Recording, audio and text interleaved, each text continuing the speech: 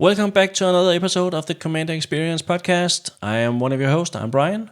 And I'm Jacob. Today we are going to talk about one of my decks, and it's going to be Bello.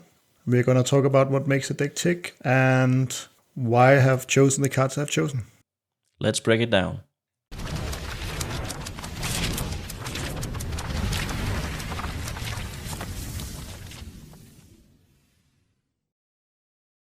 So Jacob, we are going to talk a little bit about Bello, Bard of the Brambles. Yeah.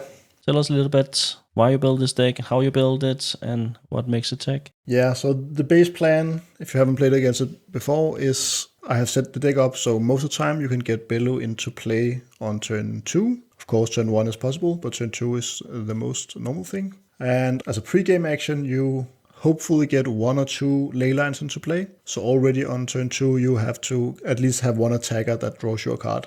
So like that's the base engine here. So that's how you wanna mulligan the deck. So basically, what Gruul is normally bad at, drawing cards, is one of the big things that Bello is good at. So it helps a lot with that.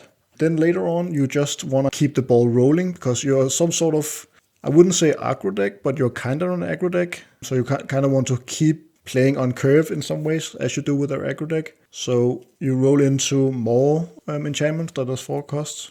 That has some other effect on top. So it could be, like one of the ones I like is Gruul War Chant, which is probably a card you have never heard about. And it basically gives menace to your creatures.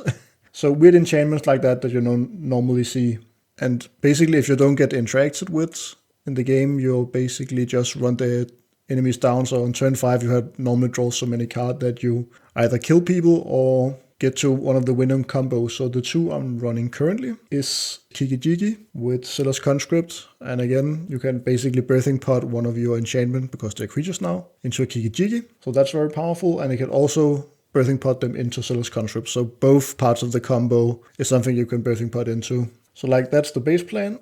I'm actually not running that many tutors because most of the time you have drawn like 10-15 cards. So in most game I have naturally drawn one of the cards and I tutor for the other one.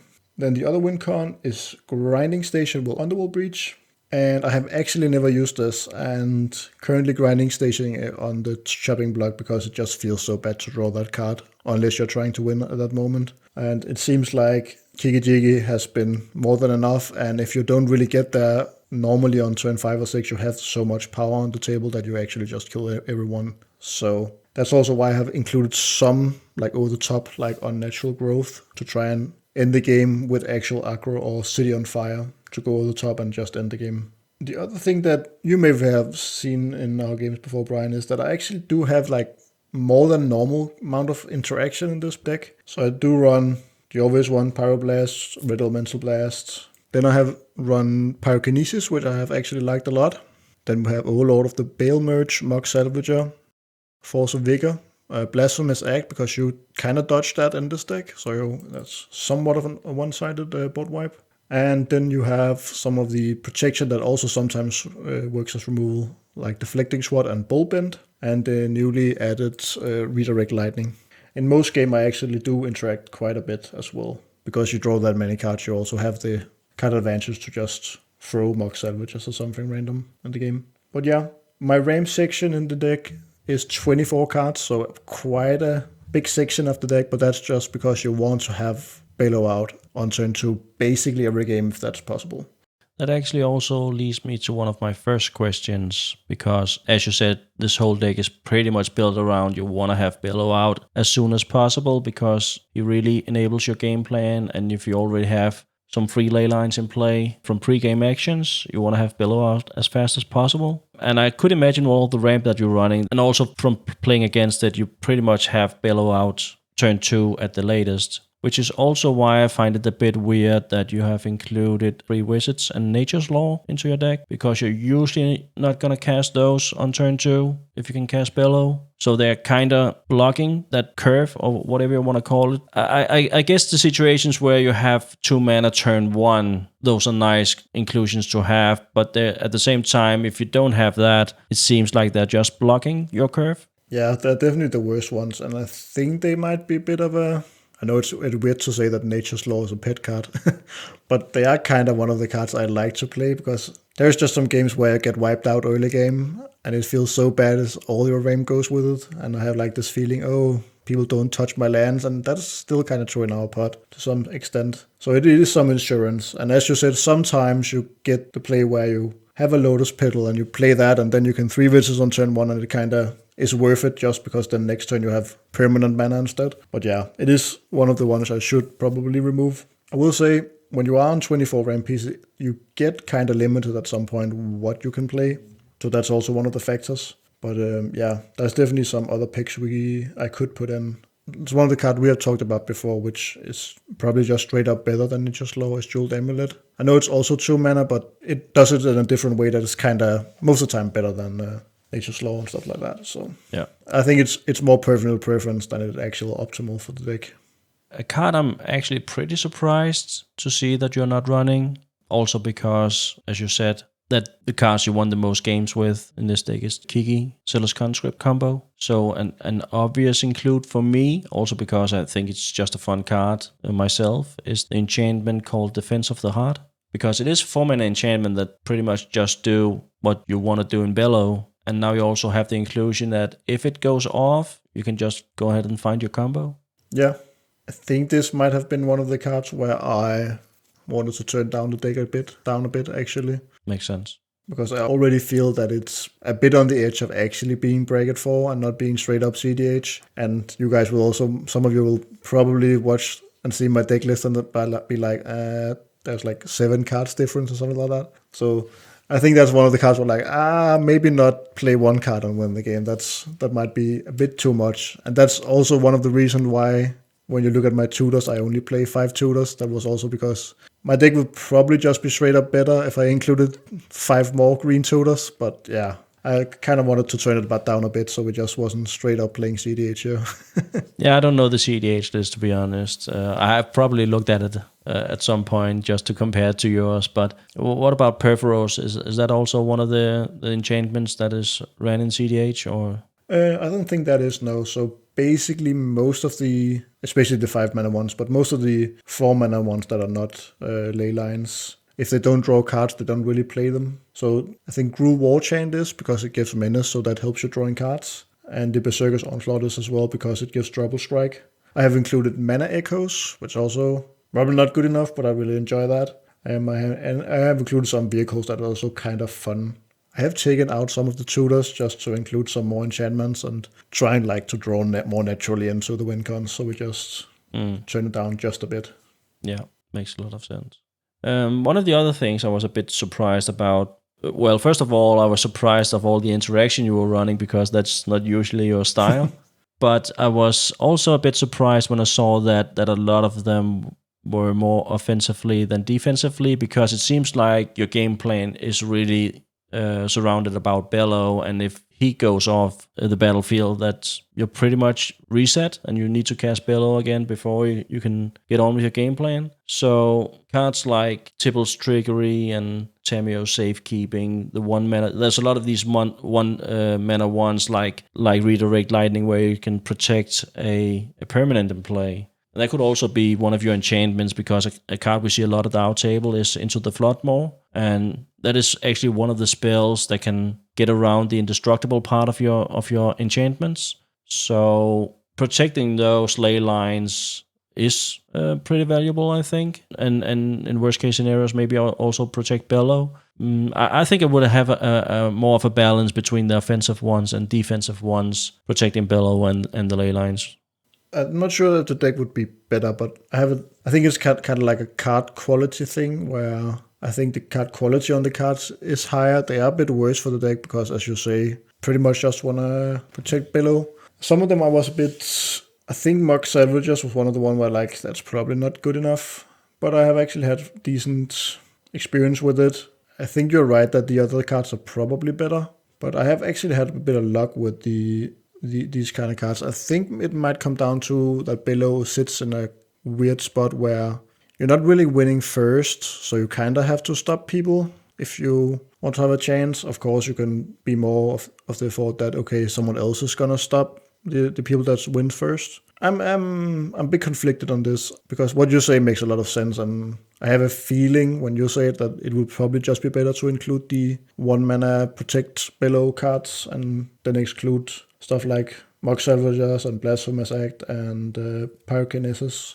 It is also a way of protecting the birthing pot because, as you said, that is a piece on the board we know can give you the win. So 1 mana Tameo safekeeping, protecting the birthing pot is important, I think, somehow, because it's not that is not indestructible when it's not your turn. So Beseiju or whatever you have is a big threat, I think. And I do think that's where you get the power from cards like Tameo Safekeeping, is that it's protecting a permanent, so you don't need to counter it or anything like that. You can just protect it. Yeah, definitely. I have another card that is quite new, and I'm not sure if it belongs in this list, but if it does, I'm pretty sure it's just because you haven't gotten around to include it yet. But that is, of course, Hexing Squelcher. I'm curious if this has a place in this list because you are in Gruul and most of your stuff is pretty high mana value. Most of them is 4 mana and above, and you really don't want to be seeing any of them counted, I think. No, interesting. I'm kind of in a weird space with the Hexing Squelcher. I don't really like the card. I'm not sure it is as good as people say. I think, yes, if you are straight up combo deck that just want to win as fast as possible, I think it's very strong. But if you're a bit more grindy, like this deck is, it's maybe not so good. And also, maybe it's because I play a lot of, in my words again, I would call bad cards. I have a feeling that people is not going to counter my whatever ley line of lightning. But we are going to counter your commander. Yeah, you are. So that will hurt a bit. I'm not sure. Maybe it's one of those cards that probably just should be in every deck. But yeah, I'm not a big fan personally. So I'm also looking forward to see other people play it to see how powerful it is. It is also protecting your deflecting swats and your bolt bend and your redirect lightning and Tameo safekeeping if you're adding that. Yeah. You're gonna protect one of your pieces, and now people are countering that spell. I do think Hexing Squelcher can help you protect your own spells in that way. Yeah, maybe it's good enough. I think also the other thing that, other than I'm not a fan, is I feel it's one of those decks again. I do tend to play a lot of these decks where every turn needs to like further your game plan. And Hexing Squelcher kind of doesn't do that. Of course, if it helps you not get countered, it does. But it doesn't do it directly. So it's kind of a dead card in some ways. It doesn't draw your cards. It doesn't get you closer to winning. It just helps you finish out the game. So I've noticed that you don't play that many of the utility lands in this deck. And in my opinion, the utility lands that makes some sense in this deck is Bridgework Battles, for instance, where you can give a creature 2/2 and it can fight another creature, I think it is, or does damage, I can't remember which. But your enchantments being indestructible and can just straight up remove a blocker or maybe a commander or whatever you want to remove seems pretty good in this deck. Yeah, I think it's, as you can see on my list, I have 28 lands, 29 I guess with a MDFC. So it is very cut down, and also because you want to have Bello in play on turn 2 every game basically. I really don't want to play any tap lands, and also for that reason, I guess I made some small change. I'm pretty sure also Mossword Bridge is out of the deck because I draw it like one game. I was like, nope, just gonna take it out, put in a basic land, whatever. I'm not gonna do this. But I think you could argue, you only being in 2 colors, that you don't need to play that many fetch lands. I don't think color fiction is that big of an issue in that deck, and you're running all of them, even Prismatic Vista. So I think you could cut a fetch land or 2 and still be happy with it. Yeah, true. I probably could. It wouldn't do that much difference. Also because they still provide one of the colors, so... Yeah. And the other utility land I think is a nice fit in this deck is this Disciple of Freylease, because your creatures are at least 4/4s, so drawing 4 cards and get 4 lives back may be worth it. Yeah, I could see that actually. I'm not sure, is the backside of that land, can that enter untapped? Yeah. Yeah. Then probably that's good enough. I think the new cards, especially with the untapped clause, if you play 2 colors, you should probably just play them.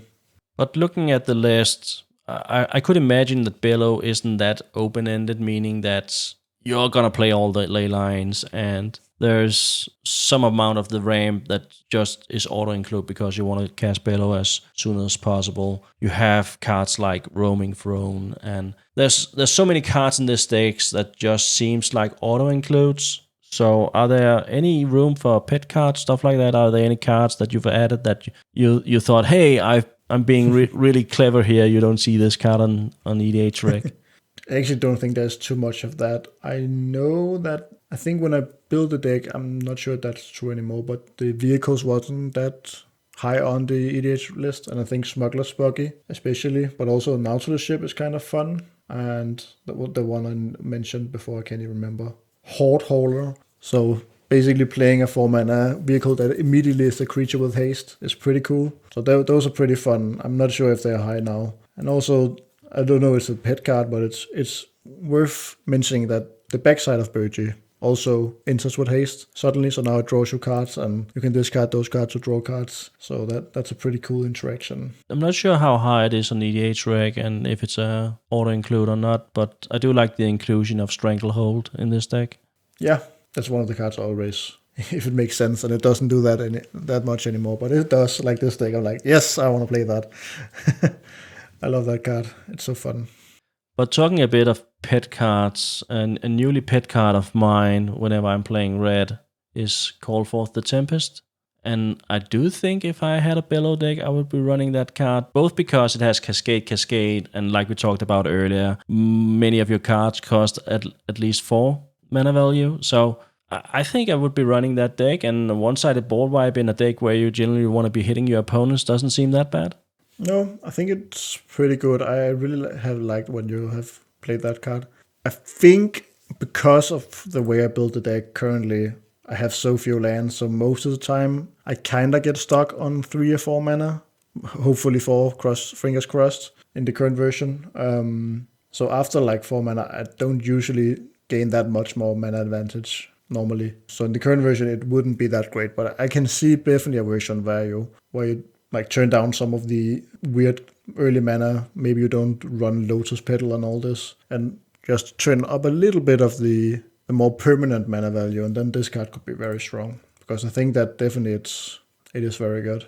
Yeah, and you are still running cards like Jeska's Will, and some cards that boost your mana in some way. So I do think there are games where you just have this mana laying around, and not only is it a one-sided board wipe, but if you're hitting any enchantments or artifacts with 4 CMC or less, you're just adding fuel to the fire, meaning that now you have 2 extra things you can just straight up attack with the same turn. So that seems powerful. It does. Another card that we actually have never seen at our table, and is a card that I've been keeping my eyes on if it makes any sense. And the first deck I was contemplating putting this in myself was when I was looking at maybe building a mono-red Ragavan deck. But that is the Connecting the Dots, a 2-mana enchantment. And I do think it has a place in your deck, because you are attacking pretty early on. And this is one of the cards where turn 5, you might sacrifice it for 2 mana and draw 5 or 6 cards. Oh yeah. I'm not sure if it's good enough, but it is a card that I was thinking that might have a home in your deck. The question is it really necessary for you to be drawing more cards because of Bello, or are you drawing enough?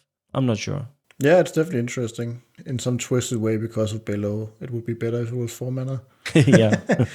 Which is kind of stupid to say. Yeah, and it's, again, you want to be playing Bello on turn 2, so having this in your opening hand is like, I'm probably first going to play it turn 3, but I could still see a way where that was good enough. I mean, let's say you're attacking with 2 creatures on turn 3, which wouldn't be out of the question. You're exiling 2 cards. Now maybe on turn 4, you're adding 1 more creature to that, so now you're exiling 3 more, so now it's already 5 on turn 4.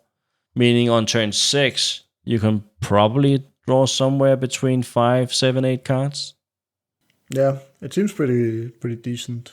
It could be interesting to try it out just to see if it's worth it. Because yeah, as you say, maybe it's not worth it just because Bello already drew that many cards, but more cards has never been bad. So yeah, that would be cool. I haven't really looked at it, so maybe we should give it a try when I take out Grinding Station. There's some room. I think it's one of the best red card drawing spell out there, but it does fit a very narrow game plane where you're attacking with creatures, and for obvious reasons, I was then considering it in my Ragavan deck if I ever got around to building that. Yeah. A fun little card that you've added, fun, that's so and so, but I kind of found it weird in this deck list, and I think it's more habit than anything else that you added this card, but you added Eternal Witness to this list. And I was kind of like, why Eternal Witness? And I do know that you have Gaia's Cradle in your deck, so please stop talking about Gaia's Cradle.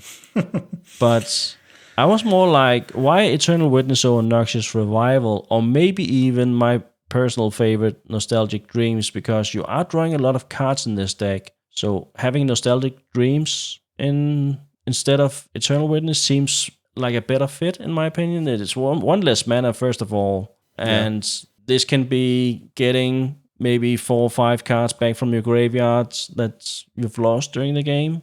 Yeah, I did think about putting something else in, and it might be better. I think for the most part, it's just that my creature tutors can find Eternal Witness as well. So if I am in a situation where someone actually instant speed remove my Kiki-Jiki or something like that, I can call whatever, a Finale of Devastation to find Eternal Witness to get Kiki-Jiki back and give it another go. So that's probably the main part, because it is a bit awkward. I will say that the times where I have drawn it naturally, it feels pretty bad. But it is one of those cards where I think it's kind of necessary evil, and it's one of those, okay, if I get stopped, I at least have a backup. I think like the first version of the deck was just straight up, if my Kiki-Jiki or Sailor's Conscript got removed, I just lost the game.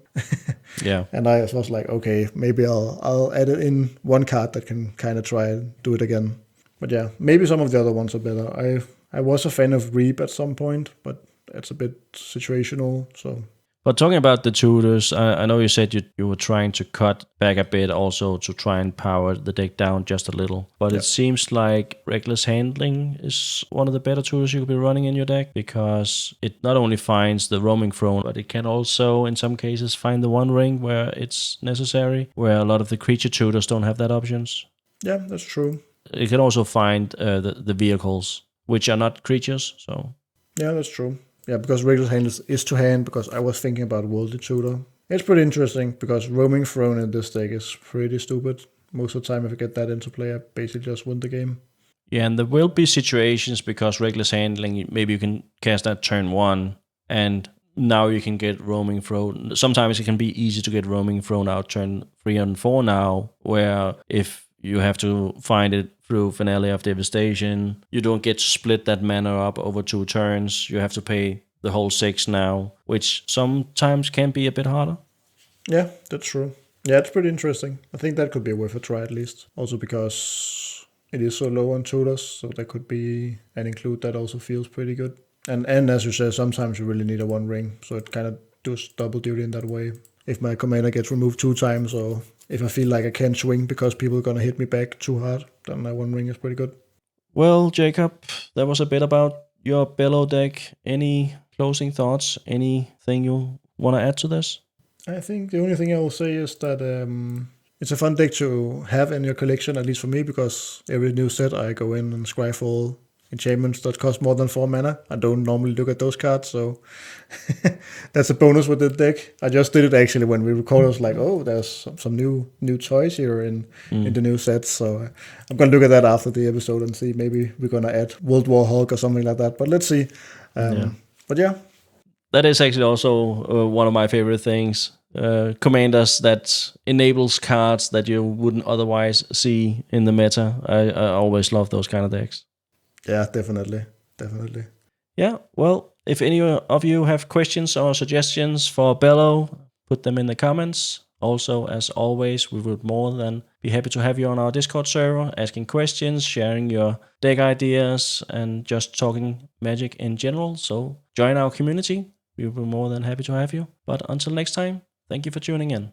Thanks for watching, everyone.